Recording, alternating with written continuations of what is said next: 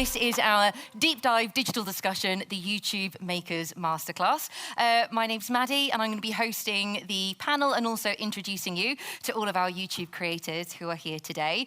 My hope is that by the end of this session, everyone in this room should leave with something, some sort of takeaway, something that you have learned or something that is useful.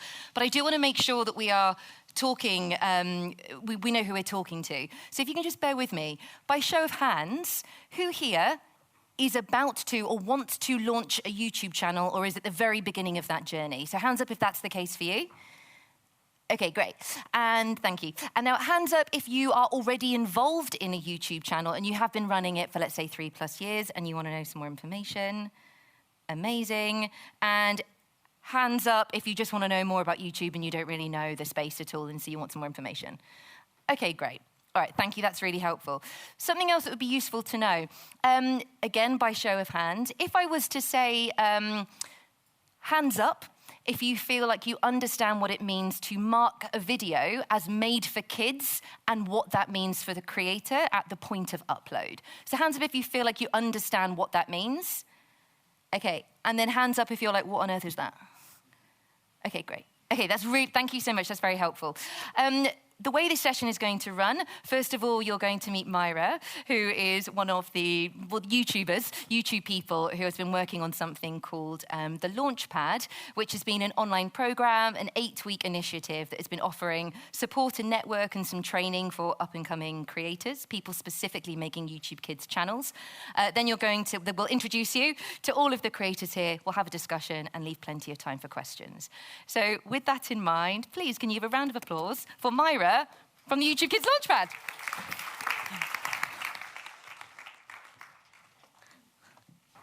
Okay, hello everyone. As Maddie said, I'm Myra. I'm an apprentice from the YouTube Partnerships team under the Kids Vertical. And I started about in October, so fairly new, but also not fairly new. So the MFK Launchpad was kind of my first major initiative that I kind of led alongside my colleague Vishal. So I thought I'd just give you a quick intro into what it actually is. So what actually is the YouTube Made for Kids Launchpad? So what we wanted to design is sort of an 8-week program that empowers Made for Kids creators on YouTube. We wanted to equip them with the strategies, knowledge, and kind of the network. I think the network is a main thing that we wanted to help provide them with. And this is actually the first series we have ran. What it consists of is 8 one-hour virtual sessions on various educational topics. So I'll dive into it later, but we did one on like content trends, monetization, etc. And these sessions, in terms of delivery, we did some in-house experts on YouTube, and then we had some guest speakers. So we had Maddie on one of our sessions, and Jamie from Cosmic Kids. And we also had an in-person networking event at the Google HQ, which was amazing, and it was so nice to see everyone, because I was used to seeing you all in a little screen, so it was nice to see your faces.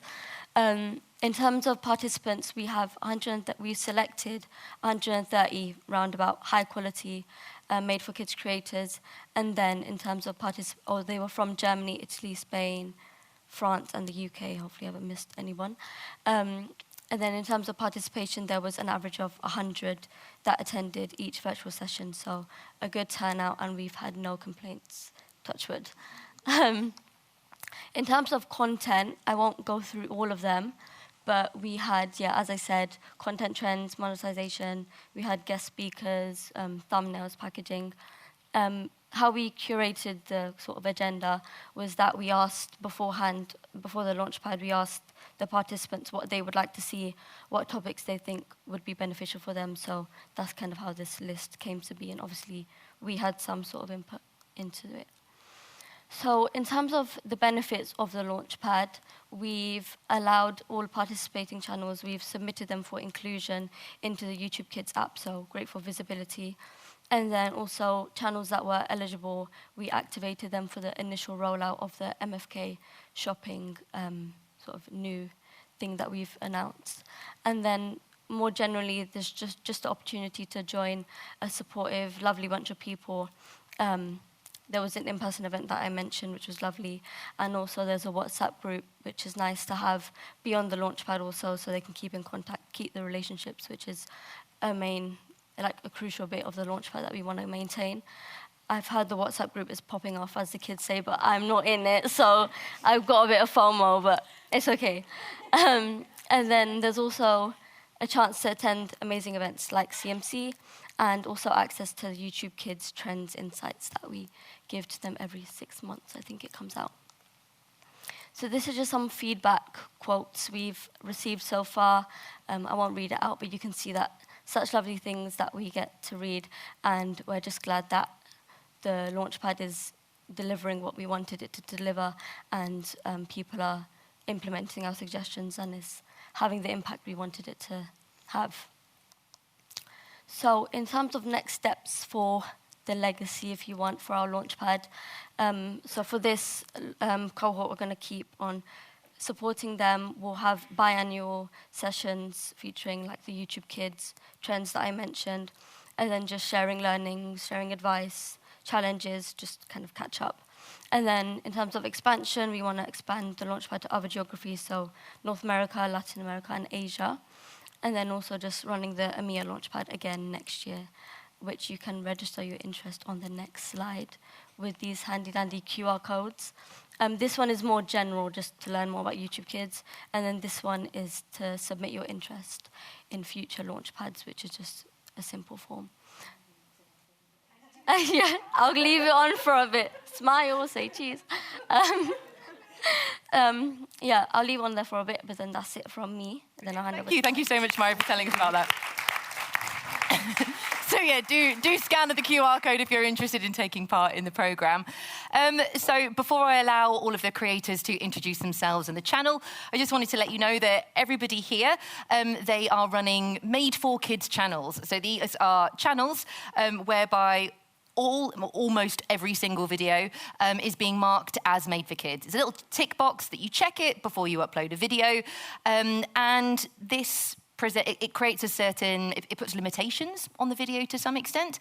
So for example, a video that is marked as made for kids, it takes away comments, so there's no comment section anymore. What else does it do? I'm trying to think. That's the main thing, really. Marking a video as made for kids, it doesn't necessarily guarantee that it's going to fly its way into the YouTube Kids app. That's a slightly different process. But the point is that everybody here is marking their videos as made for kids. So you know who your audience is, and that's important. Because when you mark your video as made for kids, it's certainly harder to make revenue via AdSense. So all of these decisions play into the way you might be running your business on YouTube, if that's what you choose to do. So with that in mind, Kelly, do you want to kick us off? Okay. Brilliant. Hi, everyone. So my name is Keely Douglas. I am the founder and CEO of Kids Black History. So I started my YouTube channel in the lockdown period. My background is in education. So I've actually been a school teacher, secondary education, for over 14 years. And in that period of lockdown, I was at home with my then 5-year-old daughter, looking at the homeschooling that I was thrown into. And during that time of lockdown, we had the murder of George Floyd. There was a lot going on in the media and what needs to be done in the curriculum. So I'm also a single mum. So as a parent, I wanted to educate my 5-year-old daughter on some Black history. And I thought, why not put it on a platform that everybody can access? So started a YouTube channel, and it was very overwhelming because we had over 3,000 people that subscribed before we'd even released the video. Just based on, it was 0 to 3,000. And that was just based on, I'm about to release this content on Black history in a way that has never been done before. So we've got a peer-to-peer kind of learning style. So I use my 5-year-old daughter, who's the presenter of Kids Black History. So she's in front of the camera, she's delivering the content. It's age-appropriate content that was not accessible at that time, that is really targeting that young audience in a way that's really, really delicate. But of course, it's YouTube, so it's fun. It's short 5 to 10 minute videos, really energetic, high energy, and it's got that learning element. And I've been able to really grow that YouTube into a whole business model, just based off the context of, yes, parents were using it, but also teachers in schools were using Kids Black History within the classroom setting. So we've been able to look at that from a whole different aspect, and that's what YouTube's really allowed us to do, is grow Kids Black History as a brand. And now we've got KBH Classroom, which is, we might touch on that later. Yeah, definitely. I think that's something that people will find really interesting. Yeah. Can we see a clip on the channel? Please do. Great. All black skin is full of melanin and we love it! And we must remember to love the skin that we're in. No matter what shade, melanin gave you! Kids Black History! Hi guys, I'm Raya. Welcome back to another episode of Kids Black History! Oxtail, which is the tail of a cow. What? Meerkat, guys! I didn't know meerkats are the shyest animals. Not computer! Never named her a human computer. She's not even a computer! Blast off! Dr. Macy Jamison!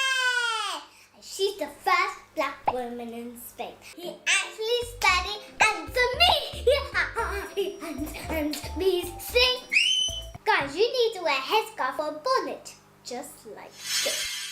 He's considered to be one of the top most important black inventors ever, guys. Hey! Okay, I want to find out more about filming with Ray a bit later. Harriet, would you like to tell us about your channel? Yeah, hi everyone. My name's Harriet. I'm the head of digital at Ho Ho Entertainment, which is a children's production and rights management company. So we come at it from a slightly more traditional route. We produce high quality pro-social content for broadcasters. So Cloud Babies was originally commissioned by the BBC 13 years ago. And when those recommissionings for second series don't come in, you're sort of left with 52 episodes going, what do we do with it now? So we turned to YouTube, and we have managed to build a very successful YouTube channel, English-speaking, with over 500,000 subscribers. But we also have a German-speaking channel, which is Wolkenkinder, and a Spanish-speaking channel, which is Cilitos. So the combination of all of those together, we've managed to build a really large audience in that sort of preschool space, only based off those 52 episodes, and unfortunately the dubs as well. Amazing. So, yeah. Shall we see a little bit of Cloud Babies? Please do.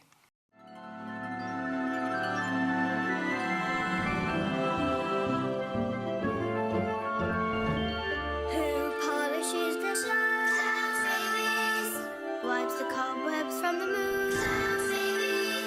Who tells the bedtime stories to the stars? Who paints the colors on the rainbow and makes everything look new? Who looks after the sky? The Cloud Babies do.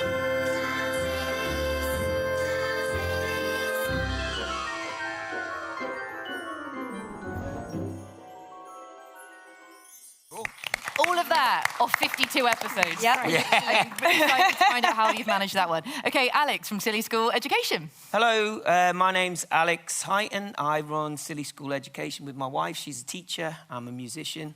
And during COVID, a bit like Keely, she asked me to make some videos for her class.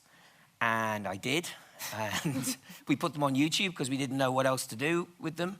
And her class really liked them. The rest of the school started asking us for videos.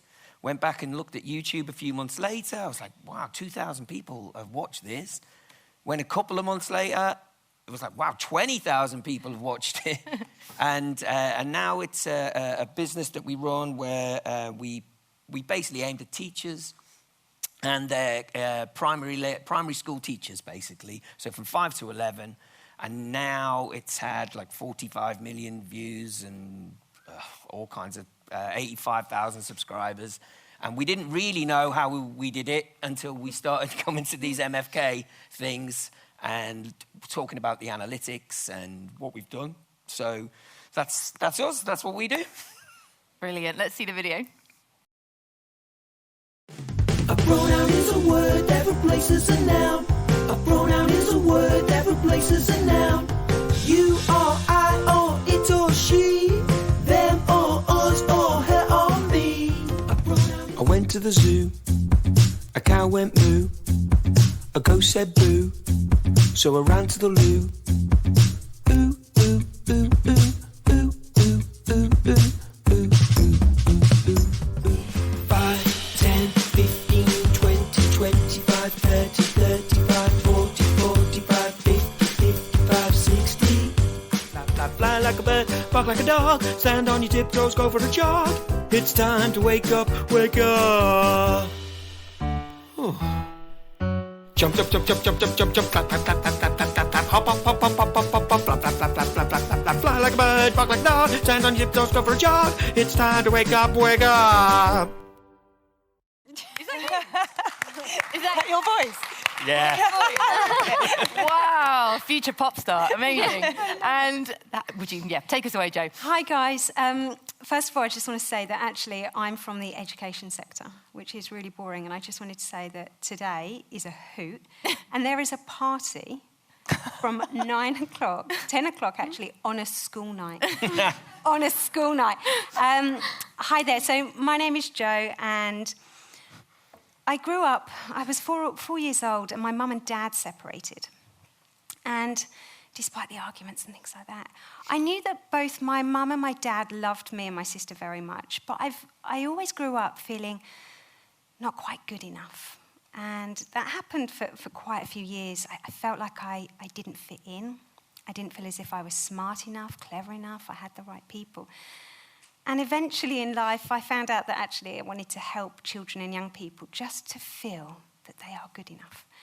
Because it's really hard growing up in a world, and I think I've loved today. The biggest thing that we need to face is that actually being a child is really hard. So I work as a school-based counsellor, family support worker, and I work directly with children and young people. The reason that I started the channel is actually I started a main channel, which was for secondary school pupils. And then just from there I've evolved, and then now on the YouTube Kids, and luckily Myra's helping me a lot. So, yeah, that's me. So we're going to see a little video from the YouTube Kids channel. I really cringe, guys. I really need you to know. I can see the pictures, but I can't hear the voice. So I'm just going to... Okay, so while Jo just hides herself in a corner, let's watch the video. Hello everybody, it's Jojo here. I would like us to talk about something called self-doubt. It's this really tough thing that we can sometimes stop ourselves from achieving more, believing in ourselves more, because can't do that. Now, self-doubt is something that we need to overcome. But you might be thinking, Jojo, how can we overcome self-doubt? Well, I've got 3 top tips for you, so let's get going. My first one, it might sound a bit silly, but we do this thing called comparing ourselves to other people. It's where we might look at other people and we might think, oh, I wish I looked like that, or I wish I had that, or I wish I wore clothes like that. The thing is though, when we compare ourselves to other people, actually what we're doing is we're squashing the person that we are. So I need you to recognise that that's all very well the way that they look, or the dress, their phones, whatever it might be. But actually, it's about you being you. So stop looking at other people and just focus on you. My next one is that we need to embrace our mistakes. You and I are going to both make mistakes in life. And some mistakes are going to be tiny and others are going to be whoppers. But do you know what's the best thing about making mistakes? It proves that we're trying to make an effort. And it proves that we're going to be learning. This is the way that we learn, is through making those mistakes. It's from maybe not getting a very good score on our spelling test and thinking, actually, I want to do better next time. So it's about embracing those mistakes and realising that actually, I'm human and I am going to make mistakes, and having that confidence to overcome them. I'm not saying it's easy, but it's something that we need to work on because we're only human. And my last one is that even though we might look at other people and we might think, oh wow, I wish I looked like that. I wish my body was different. Well, actually, this is just a gentle reminder that our bodies are incredible. And with that, we need to remind ourselves that we are who we are. Okay, you are you. There is nobody out there that looks like you, walks like you, talks like you, who has the same fingerprint. So actually, I want you to embrace you being you and your body, and reminding yourself just how incredible your body is. So there you have it. I need you to learn to believe in yourself and overcome that self-doubt, because that self-doubt can only get in the way and stop you from being the best version of you. So let's really work on it. You take care, and I'll see you next time. Bye, everybody. That wasn't too bad. That's cool. I'm now going to suffer the cringe myself. So I also have a YouTube channel. I am a children's television presenter, a writer, sometimes do bits and bobs on stage. But a lot of my time is taken up by running a YouTube channel where I make videos for, I consider it co-viewing, videos for families, so really 6 and up. And these videos are to spark a passion for science and curiosity about the world around you. So here's a very quick trailer for my channel, and then we're going to jump into a discussion. Hello, I'm Maddie. Hello, I'm Maddie. I'm Maddie. Hello, I'm Maddie, by the way. I'm Maddie, and welcome back to my channel. Here we love asking questions and going on adventures to find out answers. How on earth do you sit on it? Do you know what this is? Why does it get called Thunderbread? How old is this? Your weird and wonderful questions have taken me around the world to some of the most incredible places. Welcome to Tanzania. I'm at Falmouth Harbour, the National Space Centre, this freezing cold lake in Iceland. So if you love science, wildlife, finding out how stuff works and how it's made, you should stick around. We have fun here. Subscribe for more videos. Subscribe for more videos. Subscribe for more videos just like this. Stay curious, and I'll see you soon. Bye. So there you go. That's my channel. Cool job. Okay, so I would like to dive straight into the question that will be on a lot of people's minds, which is how are you financing the channel? Because, you know, AdSense isn't the way that I imagine that's not the way most of us will be doing it. How does the channel fit into a bigger plan, a bigger mission? If it does, because, you know, it might just be a passion project, and that's also fine. Keely. Yeah. So mine started off, as I said, as a passion project, and you quickly realise that it's not sustainable to just rely on AdSense alone. And obviously, if you're just starting out, you have to wait for that to kick in anyway. But what I quickly realised is, you know, when you have, you know, this great IP, there are ways to turn that into a business. So mine is now this startup company that I'm running, and that kind of model is what's really worked in terms of an income for me. And it's just a whole nother kind of world going from YouTube and creating content to then running a business. But I found that's what's really helped. What is that startup? Like, what is it you're offering? So it's a platform. So it's an edtech platform that's designed for schools and teachers to take up. It's a subscription model.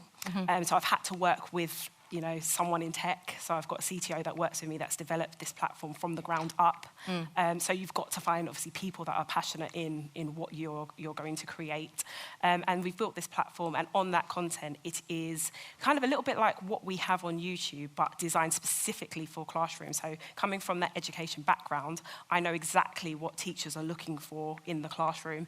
And yes, we have these videos on YouTube that are educational and that will teach students things, but in the classroom, you know, we've got to have like a learning objective. We've got to have like teaching and learning outcomes, and students have to essentially do some tasks. So they might watch your videos, and then in the classroom, that teacher's going to naturally start, you know, doing some Q&A with the children, or they're going to create something. They're going to get, you know, something out based on what they're learning from your content. So in our platform, KBH Classroom, we've essentially done that as one whole kind of video lesson. So we're taking away that teacher workload from individual teachers. We're linking it directly to the curriculum, and at the moment we're looking at Key Stage 2, so that because teachers are not just going to take up something unless it links to what they have to teach students. And it's really being able to link that, and obviously we're doing that through Black History, so we've got that diversity and inclusion element that is really missing from classrooms. So we're filling a gap through our platform and what we're delivering. And how are you taking people from finding your videos on YouTube to the point of subscribing to your business? So it's a whole different world, because the way that, it was mainly kind of parents, word of mouth, and teachers finding this out through YouTube. And now it's really a whole marketing strategy with the business platform. And obviously, because I'm in education, there was that kind of route of, speaking to educators, and trying this platform out. But now it's really turning into a marketing kind of strategy. Nice. And really talking to like councils and CEOs of trusts, and really going up that route. Brilliant. That's amazing. Good for you. Thank you. Harriet, you come at this from a completely different point of view, because you obviously have existing IP. So how does that fit in a larger model for you? Yeah, so although we do have the existing IP, we are a very small team. There's only 4 of us, so we all have to get stuck in and wear a lot of different hats. We don't have budget to make new content, especially not the sort of high-level content that was originally made. And we're not particularly prepared to just drastically lower that standard just to churn out more content. Like, it's not part of what we do. So we have, we've taken very creative approaches, like you would have seen on that little video. We've got the Cloud Babies and Friends app, which has launched, which has got a few games on it and things like that, and that's a sort of pay monthly subscription model. And then also the shop. Now, the shop's a really massive part of our business model moving forward. We actually took back a bounce back loan to fund the first launch of the shop, where we created a line of toys, and we launched a shop in the USA and in the UK. Now, we could see from our YouTube analytics that 48% of our audience are actually in the USA, and we've never had a USA broadcaster. So YouTube has given us that platform to be able to launch the shop there. So we opened a shop in those 2 territories, and the toys have already sold out in the UK and are selling really well over in the US. We've turned our stories into books, and we've been able to look at which of the episodes are more popular on YouTube, and then literally translate them into books and add them to our shop. And we do all of this in-house. There's no licensing. We literally get the books printed here in the UK. We design the toys. We manage the e-commerce shop. We deal with customer complaints, the whole lot in-house. And we're obviously not, very, very few. But yeah, so that's our process, and we're currently in the process of doing a whole new relaunch, hopefully coming very soon. The other thing that YouTube has given us, and that platform, of years and years of having new eyeballs on our show, of which, month after month there are new kids coming through, discovering the show. Yeah. We might only have 52 episodes, however, there's 3,000 new children every month that are finding Cloud Babies for the first time. So actually you can rework that content very cleverly. We're actually still getting new broadcast sales off the back of it as well. Really? Just earlier this year, we had a new broadcast sale from Sweden. So, YouTube is sort of powering our whole business at the moment. When you say you launched a shop, so you have created your own product from the ground up and your own distribution, so you're not relying on anyone else to do it for you. We have a partner in the USA, a warehouse partner there, and we have a partner here in the UK, and we literally do it all in-house, And no licensing at all. No licensing. And how many people work on the Cloud Babies YouTube channel, or the YouTube system that you've got at HoHo? It's just you. Yeah, we've got other IPs as well, and we have a few like freelancer support networks, which is really great. But yeah, we are a very small team, and like I said, we have to just put on various different hats at various different times and get things done to just keep the wheels in motion. And at what point did you feel brave enough to go, you know what? We've got enough views coming in, or we have enough support for the channel that we now feel that we can invest in something like the toy? I think when you're getting constant messages on social media, we have like quite a decent Facebook page with parent interaction, and we were getting requests for products and toys. That was coming through Facebook. Yep, there was a master license sort of years ago when it was obviously first commissioned, but now this is our sort of rebringing the brand back to life off the back of its popularity on YouTube. Okay. And we can see that children are really engaging with it. Watch time is really high. Percentage viewed of our videos is really long as well. We have a really engaged audience, and you need to make money somehow, because sadly we're not getting it. It's we do okay from YouTube, but it's not enough to fund the business. Okay, I'm curious for Alex and for Joe actually. How has being part of the Launchpad perhaps changed the way you're thinking about your channels? And are you now positioning your channel as part of a bigger business model, perhaps in a way you hadn't thought of before? Absolutely. So for me, we were getting all these views and we weren't making any money. Me and my wife, we work full time. She's a teacher. And we're doing hour after hour. When the channel monetized, I literally sat there like, come on. And I was like, oh, okay, right, might have to have a rethink because I'm not retiring anytime soon. And we actually thought we'd, well, not failed, but we sort of thought, well, we don't make any money out of this. We're probably not good at it. But I still kept putting up videos just because I did. I thought it's getting, the views are getting bigger every month. We get 1 million or so views. And then I joined the MFK and met people like Businesswoman of the Year, really. and people were saying, you've got how many views? And I was like, well, I'm genuinely, not false modesty, I guess, but genuinely, well, is that good? Because we weren't in any ecosystem. We didn't know what was good and what was bad. We just knew we weren't making any money. Yeah. So we have our own website as well now that we've got, say, 300 teachers are signed up to. They pay us either £30 a year or something, or $3.99 a month, and they subscribe to our channel, and that's growing every month. I mean, one of the difficulties is, I don't know if you find this, is getting people from YouTube, because you Made for Kids, you can't put links up, right? You can put them in the description.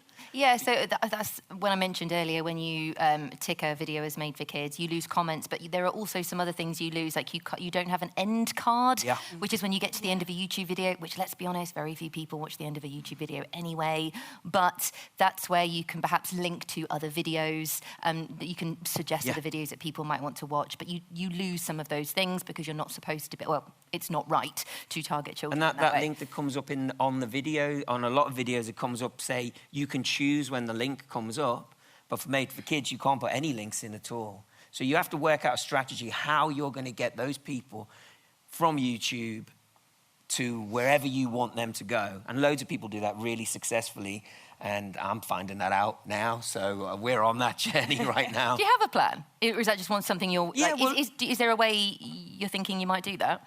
Well, we've started to really focus on all of our social media. We have a Facebook group that has thousands of teachers in. We've got an Instagram, which is okay. It's got about 10,000 followers or something. And we're just trying to give them lots of opportunity to go to our website. We get lots of unsolicited emails from teachers. So we know that we're not asking them to write to us. They're writing to us going, oh, this is great. The kids love it. And there's 2 million... So talking about the analytics, I don't know if I'm going off on a thing here, but there's 2 million teachers in America, Canada, and the UK. And if we have 78% of our channel watchers are from those countries. So we only need a really small percentage of them to sign on. You make an interesting point, because I think, as a creator or someone who's starting a channel, you look at your views, and if they're not the millions and millions of views that you can see other channels getting, you assume you're not doing very well. But actually, you only need a small, engaged audience to be able to make a business off the platform. And I think that's something that a lot of people are realising since taking part in Absolutely, especially, might be for you, if you've got something that you can sell for a decent amount of money. You're selling courses or something like that, which I imagine you could do. Well, where are you at, Jo? So I know that for you, launching the kids channel is something that's fairly new. Yeah, so I had a main channel, which I started 5 years ago, good old COVID, and my top tip, just start. But it just wasn't working, and there was this other YouTuber out there, and he was absolutely nailing it, and he was creating content for students at secondary, and I was like, yeah, let's go. But I wasn't getting the numbers, and it can be really disheartening. It can be really demoralising that you're putting this time and this money, and I'm not even monetised now. But then what happens when it comes to, if you believe in something, is you've got to pivot. And I love recording. I love the camera. I love seeing a finished video, maybe not hearing it. But it's just about, I had to change something. Yeah. And that's when I decided to create the YouTube for kids, and it is different, and I didn't know what I was doing. Thank you very much. It's just, but I think for me, my business is because I do deliver training, and I do kind of deliver keynotes and school speaking events, that my channel really allows me to reach the people within the education sector. I swear by LinkedIn, by the way, people. It's amazing. So that's what's combined the both. And just trying to get teachers, which is a tricky one, but trying to get teachers to click and then use the video in class. So a lot of people here, so a lot of panellists are actually relying on teachers, and a bigger part of the strategy is to find your way into schools. So when you are packaging a video that is intended for children, I think there are a number of challenges, because you have to make a decision. Who are you packaging that video for? Because on one hand, you want the video to be entertaining for a child. You want a child to perhaps discover it by themselves and want to click on it and want to watch it. But also, for at least 3 of you here, actually, you want an educator or a parent to find it first and know that it's going to provide them with decent information. How are you packaging your videos to make sure they get in front of the right people? I think for me, I have both in mind. Yeah. So visually, when you see it, I think we're looking at the child. So we're looking at, like, we have what we call the YouTube face, and it will be Raya doing that key YouTube face that's just going to make it clickable for the child. So that looks fun. But then, especially because it was quite younger audiences, they might not be reading the titles, but the parent will then read the title and say, yep, that looks brilliant. Sure. So I'm looking at both. And we have, like, quite, with the YouTube, it's a co-watching experience. And then when I think about education, I'm more looking at the platform, the EdTech platform for the educators, and separating, like, Kids Black History from KBH Classroom. Yeah. That's what I think. Have you thought about that before, Alex? Like, who is it you're actually packaging your videos for? Yeah, we're probably slightly different. So we didn't start with a brand or anything. So I was literally just making the videos for Trisha and her class, and then other teachers that I knew in their classes. So we knew our audience, except the audience was just Cheveley School in Suffolk. And now when we make the videos, I always think, Trisha said, my wife, the clever one, said to me, the kids are clever, they're intelligent, and they like a good joke. So I've always just kept that in my head. So basically, I suppose the point is, I do know the audience, and I aim certain bits of what I'm doing at different bits of the audience. So the videos are meant to be fun and funny, the songs are meant to be a good laugh, but they all try to hit the curriculum. So the teachers tell teachers, and that's how word gets around. And are you making that clear in the signposting of the video? So if it's a teacher for teacher, do you want to make sure that the bit of the curriculum that you're focusing on, is that in the title? Well, not specifically, but I do, if it's a pronoun song, it says pronoun song in big letters. So I'm asking really out of nosiness, because I also make educational videos, but I think because I'm aiming for independent viewers, so children who might be watching it by themselves, I feel like I've got to make a thumbnail and a title that's clicky in a very YouTube-y way. Yes. But the problem with that, like for example, I've recently made a video about gravity, but the way into talking about gravity is actually exploring this amazing space toilet, and we talk about why does poo float in space.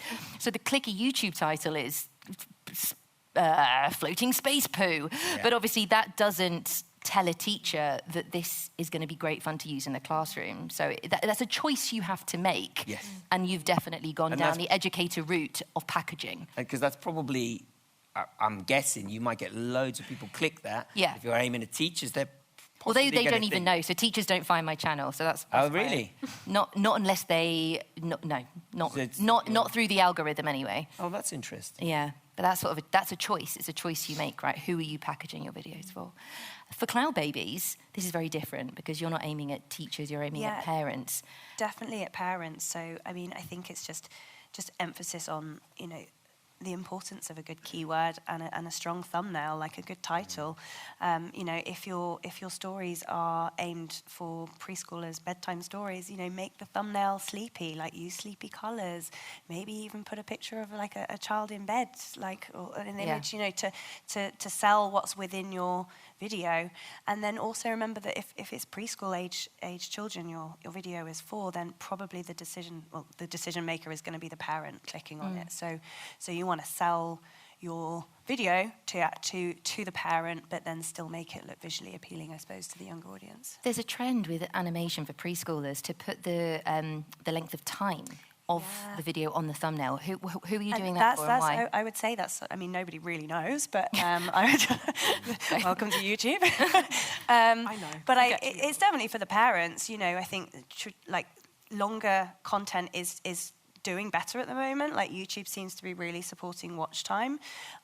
So, you know, putting an hour-long compilation together and then signposting it, saying it's an hour, you know, if you are a parent with busy toddlers and you're trying to cook dinner and things and you've sat your toddlers down and you just want them to settle, you're not going to go and click on the video that's like 15 minutes long, are you? You'll probably pop on the hour one and trust that they'll watch 20 minutes or half an hour of it. Sure. You know, Do you know, sorry to interrupt, but to that point, I was looking today because I haven't looked too much at our analytics. I've been doing it recently. And we have longer videos, and the ones that we've put the time on get a better engagement than the ones that we do. Wow. Yeah. Put the time on the thumbnail. And I think it's like a lot of it is trial and error. You know, we don't have A/B thumbnail testing available for Made for Kids yet. I'm really hoping that comes to us soon. I don't quite understand why. For anyone who's brand new to YouTube, A/B thumbnail testing is when you can upload 2 or 3 thumbnails at the same time, and it will just send them out to different sets of people, and you get data that will allow you to find out which one seems to be doing better, which one more people are clicking on. Yeah, but it is you know, trial and error. It's like try writing bedtime stories on the front of your thumbnail, see if that works, and then try it with the other one and see which click-through rate is higher. Have you tried TubeBuddy? Yeah, I was about to say there are third-party companies out there available that can do this stuff. We did that; it was really good. TubeBuddy, vidIQ. I mean, all of these tools like use what's available to you. TubeBuddy, yeah, it's pretty good. Yeah. When you were talking there, Keely, who was a mum, was going, yeah. I have a 2-year-old. I wanted to ask you, as a mum, you know, it's Rhea who's on the front of the channel. Yeah. She's growing up. 2 kids. Yeah. How is your channel adapting when your main host was 5 and is now 10? Yeah. Do you know what? I think in the context of what we're delivering, like I said, delivering something like Black history content can be you've got to be very, very careful with that content. So when she was 5, obviously we still make it fun, but there's certain topics I would not touch, and that was anything like civil rights. I wouldn't really touch that because I didn't think it was age appropriate to make that her starting point. Or the starting point for any parents or educators. And also just the age of her to absorb that kind of information has to be done at a particular time. And even when you are doing that curriculum-wise, there is a particular point in time. But it was really key when she was younger to give the starting ground of kings and queens, that were in Africa and the foundations, the really positive Black history before you learn about those harsh realities that she will have to, everybody will have to learn. But that was really fundamental for me. So as she's grown, the content, we've touched on a few more topics that I didn't want to touch on at the beginning. And just having a little bit of understanding. So even when we spoke about melanin, there was some things that we had to do first so she could really understand skin and, how to deliver that. Yeah. So, yeah. She enjoyed, I assume she enjoys doing it. She loves it. She does this anyway. She has an agent. She does acting. So this is her forte. But because she's done it now for 5 years, it's just second nature to her. She absolutely loves it. One of the rooms in our house is a studio now. We've moved recently. Okay. So, wow. Yeah. Something I want to talk about is finding the balance between creating content on YouTube that is clickable and will do well and will be watched by children amongst a sea of very, very YouTube-y content, and finding a balance with something that feels well-paced and calm and appropriate for children, because I know that everyone here really, really does care and champions children's content. How are you doing that? Do you feel like you are getting them with the thumbnail and then relying on the personality of Rhea just to shine through? Yeah, I think it is that kind of attention grabbing, like, will this picture really stand out? Yeah. And hoping that, they click. And I think because I have the children, I know kind of what engages them in content. And that's kind of what I've used, kind of as they've grown up. And now I've also got a toddler again. Yeah. So, yeah, I think using that kind of imagery and then using the content and in the way that we do. Do you have any thought, Jo? Do you have any thoughts on finding that balance? I think for me, first of all, we've got to recognise that there is a difference with YouTube videos between entertainment and education. And I've got an 11-year-old. And he is so going to be choosing Mr. Beast and entertainment. And what we're trying to achieve is something that's completely different. So certainly with me and trying to encourage, you know, children to become emotionally more resilient or something like that, it's almost really hard to kind of pivot that. But the one thing that I'm really fortunate is, because I work as a school-based counsellor and a family support worker, is that I get to see actually what young people, what children are really struggling with. And then what I'll do is, because it's a passion project and I certainly make no money from it, is that actually I'll just do the videos that I want to do. Yeah. And that works, because then what I'll find is, and that self-doubt one is a brilliant one. I had a little boy, he had an a spelling test, he didn't do very well, and he was comparing himself to everybody else. And I think that when it comes to having a YouTube channel, you've just got to keep yourself motivated. And I think this was the great thing of meeting other people, because if not, the content, and I'm nowhere near where I want to be, I don't actually know where that is, but it's just about experimenting and just seeing what's out there. So I work with my clients, I suppose, with what's going on in their life. Do either of you have any thoughts on that, and sort of like, you know, seeing the success of the likes of channels like Mr. Beast and going, you know what, I see that success, but I'm going to avoid that type of content, thank you very much, and finding sort of satisfaction elsewhere? Yeah, I think it's just really, I mean, what we've managed to do with Cloud Babies is to find your niche, and I think that's like the first thing every producer, every individual content creator should do, is like find your niche, find what you do best, and stick to it and commit to it. You know, it is a slog. It doesn't happen overnight. You have to be consistent. But, you know, we noticed with Cloud Babies from looking at the data, looking at the analytics, that the more sleepy stories, the more whimsical stories of night and day, the ones that had lullabies in, you can literally see spikes in the data, by the way. If you look at the retention metric, we can see that, you know, when the sleepy song comes on, like it peaks up, and that's probably because kids are rewinding and watching it again. So then you can take out of that, you know, and so when we package our content for that, yes, for that purpose, like, sure. and yeah. Okay. And I think what I just want to add to that, if you don't mind, is that it is okay if it's not working to pivot completely as well. Yeah. Because certainly for me, I was so for teenagers, you know, 11 to 19-year-olds. And then it is okay to realise, actually, okay, what can I do differently, and to pivot. Yeah. So it's about just being honest with yourself, I think. And being honest is a good one. I was thinking about the data, and I was looking at, so we have all this data going back years that we haven't really looked at until recently. So I'm starting to go through it. So lots of our videos are successful. There's quite a few that nobody is bothered about. You hadn't even realised about all this data. No, until quite recently. You were like, what data? Like, oh, this is really interesting. Well, let's talk about the data. Like, so since looking at your data for everyone here, is there anything specific that you are now looking at and going, that is helpful, I'm going to do more of that? Well, the thing about the most of our audience is American, and I was chatting to someone earlier here, but I would have thought we get lots of we get lots of emails from Australian teachers. Now, I would have said to Tricia, we need to be bang on the Australian curriculum, because they love it. And it turns out they don't really watch our channel. It's Americans who watch our channel who would have been utterly confused by our pivot to wallabies or whatever we'd be talking about. And that shows the importance of the analytics. And I'm a good case in point, because I didn't realise how important it was. Yeah. And now I can see. And also, on the videos that have done well, and this is going to sound almost the opposite, the videos that have done well and done bad, go through them and like, yeah, that one's done well because it's fun, and that one's done well because it's really boring. Yeah, bad because it's really boring. You know, you can see, you can start to then look into it on a deeper level than that, but on a normal level, you can go, yeah, no one's watching it, and now I understand why. So getting really nerdy here, has anyone else got any takeaways from you know, by looking at data that's helped you out or helped you progress at all?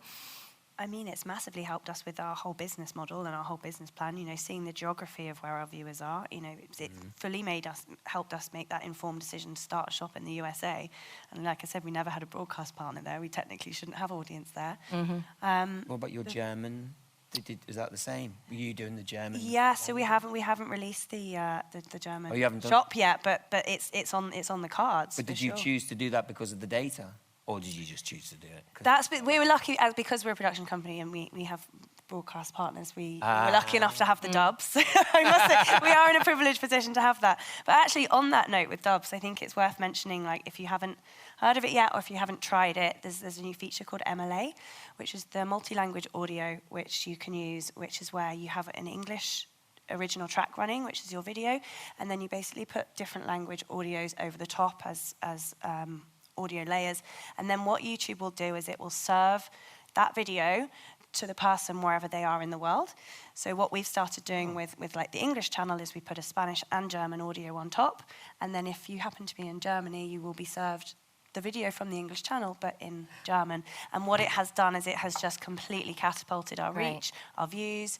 We can also then start to target CPM countries, like higher paying countries and things like that. Like there is a whole other world of it. We're nearly at questions, guys. Just questions.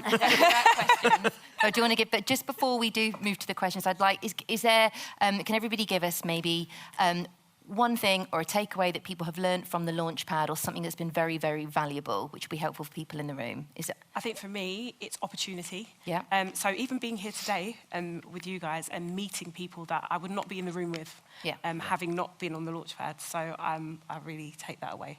Really Amazing. appreciative of that. Yeah, I would say absolutely seek collaboration, reach out to different people, ask for help, because like a lot of people don't know things, but then other people do, and just share your experiences. There's nothing like sort of coming together and questioning why this isn't working, or do you know what this means in the analytics, or do we all have to work together in this industry at the moment as well, specifically. Yeah, practical sort of things, Alex, you've got there. I'd 100% agree with that. I know we're all kind of saying the same thing, Yeah. but everybody that I've reached out to say, what do you make of this? Stupid questions. I wasn't even doing LinkedIn before I met Keely. I was, she was like, what are you doing? You're going to go meet all these people at YouTube. I was like, oh yeah, okay, best. But I know that sounds silly, but she was just like, gave me that information to other people that I've met who've got massive channels. Ask them questions, because actually, my experience is everyone I've asked the question of has been really helpful. Yeah. And then in turn makes me be more helpful to anyone I can help. And Jo, any final words before we go to My one would be, if it's something that you're thinking about, just start. I started with my laptop that had the camera and the mic, and I was sitting on the conservatory floor, and there was a train that was going past every 2 hours, and so just start. And my second one is just try and see that if you can up your video by creating or changing or tweaking by 1%. It's all very well thinking that you've got to do lighting, you've got to do this, and you've got to do your mic and things like that. But actually, just go with the 1%. If you can improve that video in one way, just 1%, I think it's more achievable and motivating than, oh, I want this and I want that. Yeah. And don't tell your husband how much your camera is, because just don't. I think All right, you're right. I think just don't overthink it. Yeah. Like just give it a go and get things done. All right, team, let's go to the room for some questions. How can we help? What information can we give you? I'm just going to point at people. Hello. Hello. So I'm quite interested in most of the other powers you guys come from education, teaching, and then you've got Ho who comes from like the traditional model. I'm quite interested about like with the merchandising side. You guys from like the teaching, have you guys thought about making like training cards, like about maybe Black History Month, or cards about, your sing-along songs about like different pronouns, or like cards about like self-doubt, or cards that could help like anxiety, or like different things like that. Thinking about merch, guys? Yeah, so for me, I've actually just finished writing a children's book. I think it was just motivation, we're doing this, we might as well do that. But yes, I definitely, at the back of my mind, I can see resources about picture cards with anxiety and top tips. So yeah, it's possible. I don't know where I'm going, but I know that is definitely something that I'd like to do if it came. If you had the money. Keely, And time. Have you had any experience of making products? So I do have the yellow Kids Black History T-shirts that Raya wears in the videos, and particularly when we first came out and we did a few kind of like in-person appearances, like the kids loved that. and would purchase T-shirts. We have it on our website, things like that. Do the T-shirts do well? Do they make you money, or is it more of like a merch thing? I've taken them down. Interesting. I've actually taken them down just because I'm going through another route and it's just a lot to manage. So I'm more focusing on the branding for KBH Classroom. The subscription service. Which is its own kind of... Yeah. Yeah. Okay, thank you. Yes, go for it, Just going to add to that, actually, that YouTube have actually just launched a pilot, and I do want to say pilot, shopping trial for Made for Kids. So, you know, if you do have merchandise, you're going to very soon be able to directly click a link from your video and shop directly from your website. So that's just a new feature. Brilliant, that's great. Yes, let's just work along, yeah. Hello, thank you. I was wondering, particularly for the guys that are involved in particularly educational content, what do you think would be your approach to sort of running out of curriculum in terms of as you're getting through the stuff, especially on the early years side? Do you feel like you need to reinvent the wheel each time you come round again to the same subject? I'm going to go super simple.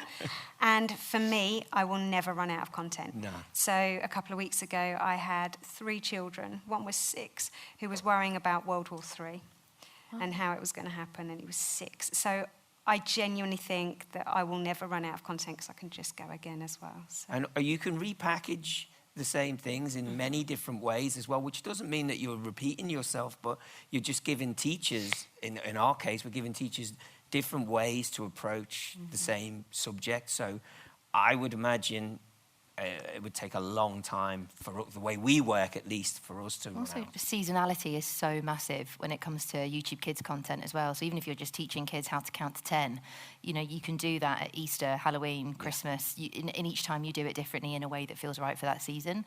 So I think actually, even if you did get to completing the curriculum in whatever subject you teach, you can still find new ways of doing it in a way that will be appreciated by someone who's running a classroom or any sort of learning. So no, I think is the answer to that. And I think they like more options. You give them more options to use. You know, instead of just one video, maybe there's 5 videos about the same things that approach it in different ways, and the teachers are happy then. Yeah. All right, there was a question over here. Yes. Thank you to all the panelists for a very insightful discussion. I'm Stefano Deric, I'm Youth Mental Health Campaigner and Founders Associate at Orly Health. We create calm moments through play for children aged 7 to 13. And my question is really around getting your product. You've mentioned a lot about every individual has their own product that they're trying to get across their audiences. How do you feel about sponsorships and advertisements within your own content? Great question. How can organizations like our startup target your audiences in a way which is ethical? I'm also 19, so I've questions around ethics. Thank you for asking that. Does anyone feel like they can talk about sponsorships? I'm going to go Morton Brown out. Yeah. I'd love to hear from Mara from YouTube as well on this, if possible. Yeah, I think it depends on the creator. I don't know, I feel like you guys are better suited to answer that question. There are a lot of rules and regulations. You know, the Made for Kids app, you cannot have sponsorship deals, you cannot have brand partnerships. It's as simple as that. You cannot put products in front of children anymore. You can do them in a different way, but we don't do it. I think it's down to personal creators how you want to. It's very, very difficult. Hence, it's quite hard to make money from it as well. Right. I can speak for the sort of way that I have approached it in the past. I know that there's someone called Ruth who is here from Kids Invent Stuff who I almost want to ask you to answer this question. Go for it. But I think there's a way of finding, the way that I've approached it is to find sponsors who actually are in a position where they are interested in outreach, they are interested in educating, they're not necessarily interested in selling a product. Yeah. So, for example, in the past, I've worked with the Institute of Engineering and Technology. I've worked with the Met Office. I've worked with, who else? So just big establishments. For me as well, I'm a science content creator, so I'm looking at people who have budget for outreach. So that's one way around it. So I don't have to stand in front of, a camera and say, "Hi, please buy this," because I just am not going to feel comfortable saying that to a child, and I shouldn't. Are they reaching out to you? Or No. are you reaching out to them? I'm reaching out to them, apart from during the COVID years when everybody had bonus budget, and that's when it changed. That's when people were approaching.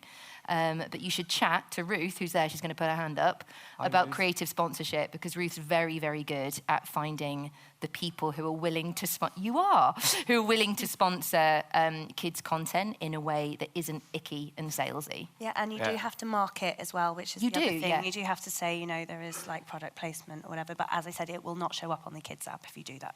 The other thing as well is, again, this is just a personal approach. It's going to be different for every creator.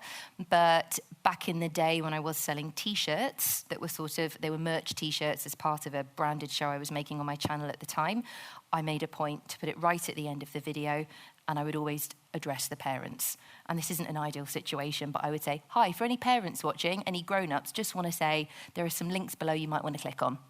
And I just did it like that. That was my way around it before there were sort of other solutions. Did it work? Huh? Did it work? Yeah, it did, because at the time we had a really invested community, and they included parents who wanted to buy merch for their children who were fans of the thing that I was making at the time. Surely that's that co-viewing element as well. Hugely, with so many yeah. more people now watching on connected TVs in living rooms, you have to think about that when making content. You're making it for the whole family. Yeah, but again, it always has to be declared if that is what you are doing. Yes. Yeah. Cool. Light's flashing. Can I do one more? No? Sorry, we're well on. Sorry, we went on a bit there. Well, feel free to come and ask. Yeah, we'll be out there, very happy to answer any questions. Oh, hang on. No, I've got a really important thing to say. This is very, very important, because I want to say massive thank you to Daryl McQueen for sponsoring this session, because without them, this wouldn't be possible. So thank you very, very much to our sponsor, Daryl McQueen. Also, tonight is party night. I know that the teachers are excited. So head to Pop World, which is going to be sponsored by A+C Studios. So see you for a dance later. And the next thing in here is going to be Creative Keynote, Please Look After This Bear. So stick around to watch that as well. Thank you very much, everyone.